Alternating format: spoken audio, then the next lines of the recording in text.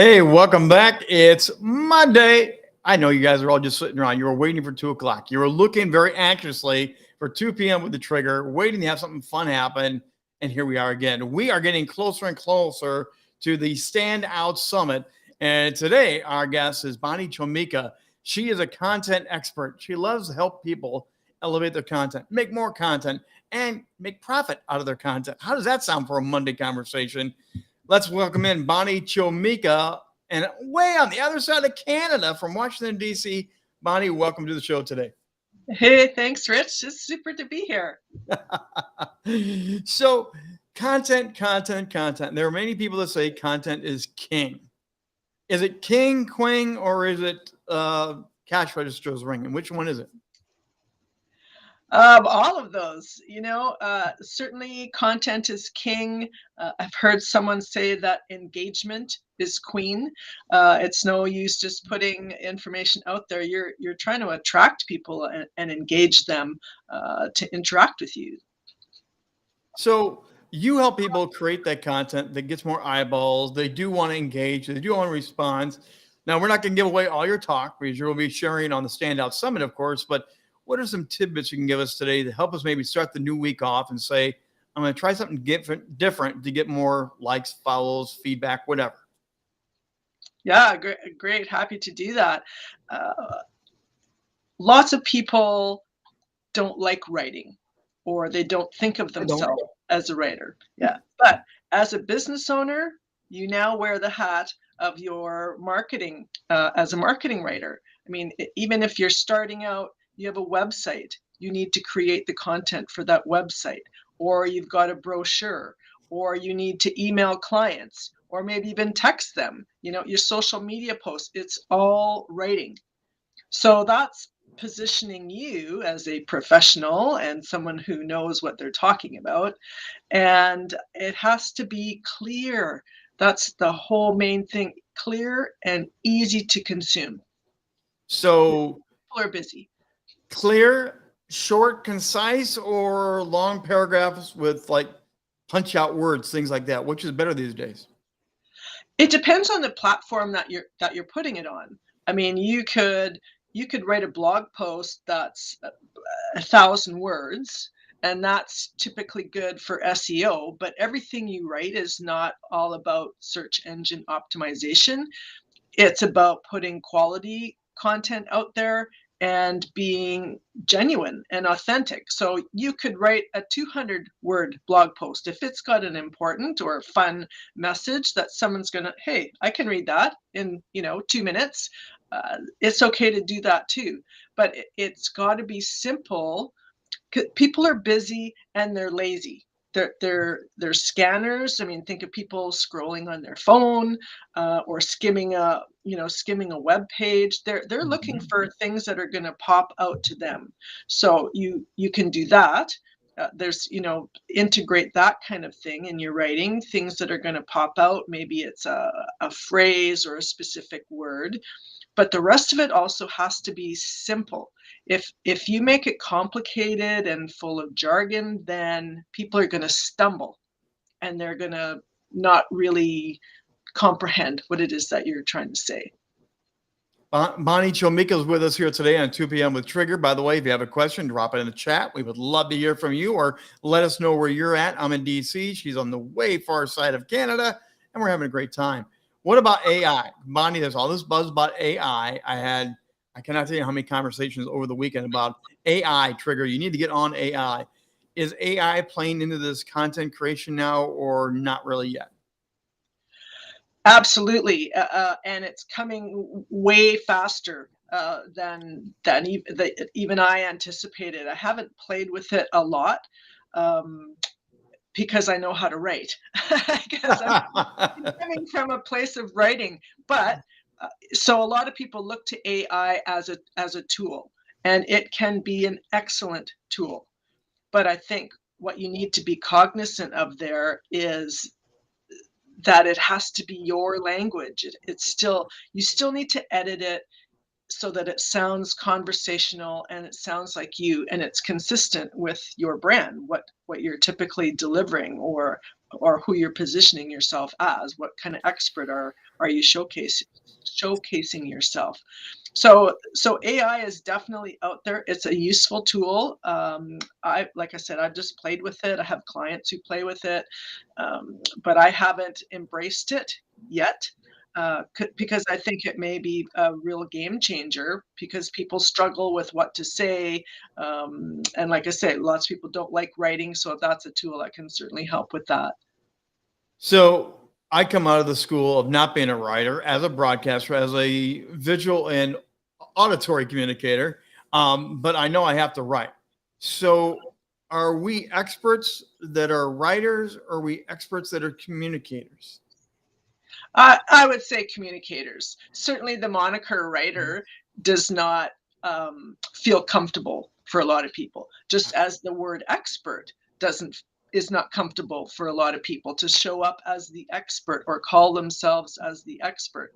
So similarly with writing, I mean, I come from a corporate background where in marketing communications, I did a ton of writing, but I don't even remember my title, but it wasn't writer.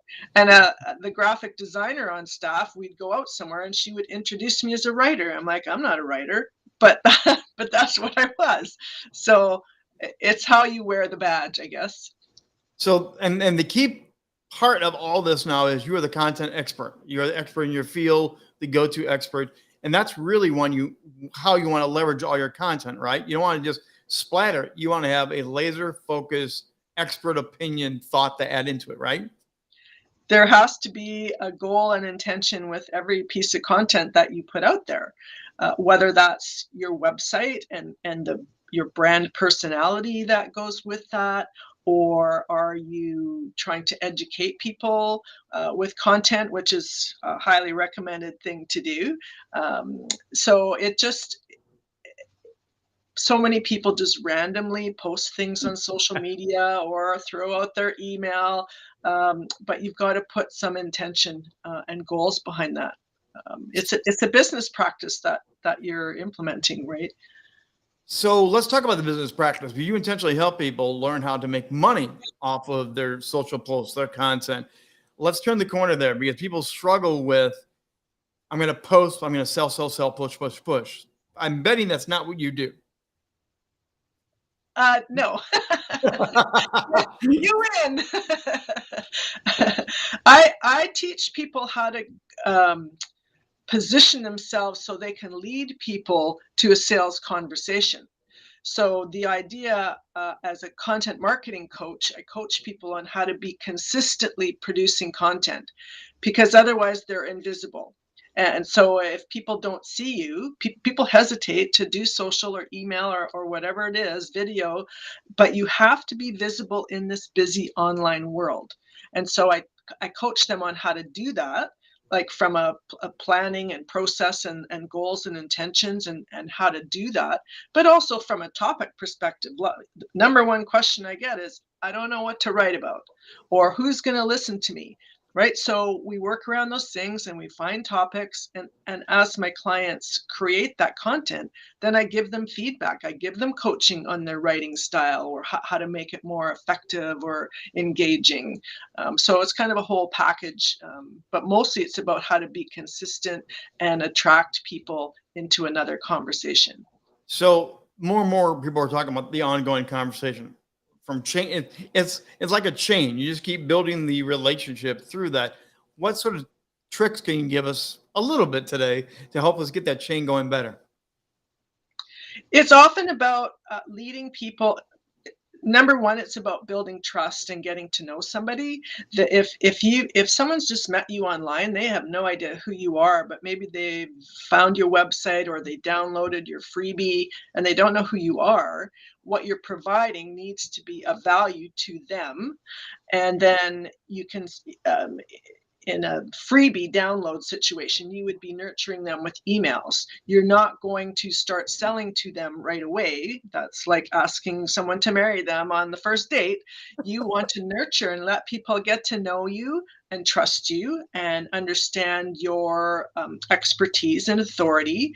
And then you could lead them depending on what you might be presenting or proposing, you can lead them into, like an easy sale, something that's not, something that's very low cost that they can still experience you. Hmm. You can lead them to other content that you've created. Here's a video I did, here's a blog post I did. Again, building on that educational factor. The next step is you want to lead them to some kind of next step. So I just mentioned taking them to some other content, but Yeah. maybe it's to sign up for an event, a workshop you're having or something, or it could be coming to a free strategy session or something like that. But it's not always buy now, buy now. That just turns people off and they'll unsubscribe or leave your channel. Maybe they ought to come to the Standout Summit that you and I are going to be at. Maybe they should come there, Bonnie. What about that idea? Absolutely. What are some of the things you're going to get into? Again, we want to tease them enough here today, but what are some of the things that you're going to get into when you step on stage? A lot of what I talk about is it again making it easier for people to consume. So I'll go through some tips on how you can do that, and it's not fancy copywriting or intense grammar skills or anything like that. It's really everyday simple things that you many of them you likely know, but you're not implementing them, and because you're not implementing them, you're making your message much more complicated. So it's easy tips. I've got lots of examples that people can walk away with and apply right away and use it in all of your writing, whether that's a lengthy web page or a text message, on your phone. So let me put the question to you. This is the challenging one of the day for you, Bonnie. Video or written content? Which one really drives the bus? Written or video? Wow. Oh, how much time do we have? As much as you want. I'll tell you. It depends on your audience. Mhm. If your audience is a video consumer, whether you're broadcasting on YouTube or Facebook Live, if you're getting good engagement, that's great. Um, Things like blogs, which is written Mhm. versus video, it's really great for search engine optimization. Google loves to see keywords in there, and you can repurpose that. So it's when people come to your website, it's something they can easily scan. I'm personally not a big video. Sorry, Rich, I'm not a big video consumer unless it's cat videos. I'm a cat person. But as far as marketing content, I mean, I study a lot of marketing content. I would prefer to read a blog because I can scan it. I can, okay, I know this, I know this, I know, oh, hey, there's something new. I can do this and this. Whereas on a video, I have to be patient and try to, advance forward, advance forward. Oh, I can't advance on this video, and I find it very frustrating. But I'm probably an anomaly because I know video is great for SEO as well. But I think it's like everybody learns differently, right? Mhm. Whether Yes. it's auditory or touching, or you need someone to walk you through something. So it's like maybe the answer here is you need to do both in some format. Before we wrap up today, everyone's always wanting to know the tip to do, the tip to do. I always like to know what not to do. Is there anything right now that we should be aware of? The trend has changed, it's outdated, or it's going to sabotage your content. But what's one or two things to avoid doing now? I think most importantly, it's to avoid doing anything, because that's what I run up across is people don't produce content for a myriad of reasons, but they're because they're not committed to it. It's like learning to play a musical instrument or learning a new language. You've got to commit to that process or you're not going to get any results. So whether it's video or audio or writing, find a lane that is comfortable for you or that you're comfortable in learning about, and then just dive in and play with it, have fun with it. So maybe do a 2 o'clock live every day. Would that be a Wow, good what a idea? great idea. I actually, honestly, I put it on my calendar. I program it out. I have got to train myself, even as much as I love doing it. I literally program it out so nothing else will interrupt the flow of my content. Do you believe that's important to chart it out to protect time so you get the content out there normally? Absolutely. And at the summit, at my presentation, I'll have a free gift for everybody that will help you do exactly that. That summit is going to be coming up, by the way. The Stand Out Summit is going to come up on January 30th through February 3rd. Which day are you going to be on? Do you know which day you're slated for yet? I'm on Thursday, I believe. Ooh, all right. You're going to take us toward the finish line. There you go. Yeah, that'd be great. Final Yeah. thoughts on today with 2 p.m. Bonnie Chomica, any final comments as we wrap up our time here today? Oh, um, just be willing to try new things, be comfortable with your own voice, because you can use it in so many ways. And that's how you're going to connect with people. Love it, Bonnie. Thanks for taking the time to be with us today. Bonnie Chomica, and again, she will be part of that Standout Summit coming up January 30th through February 3rd. It's a Monday through a Friday, and we're going to block it off right in the middle of the day. It's going to be really great. Little nuggets of time, not a long marathon every day. It's going to be nuggets of time with great presenters, content creators being there to share their expertise. I will have that link in the chat when we're all done with this presentation here.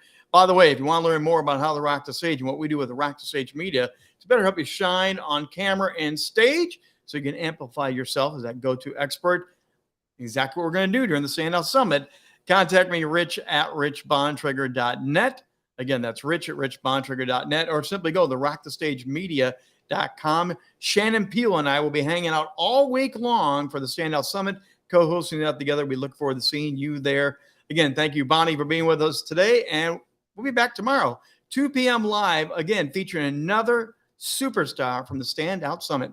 We'll see you at 2 p.m. Eastern Time.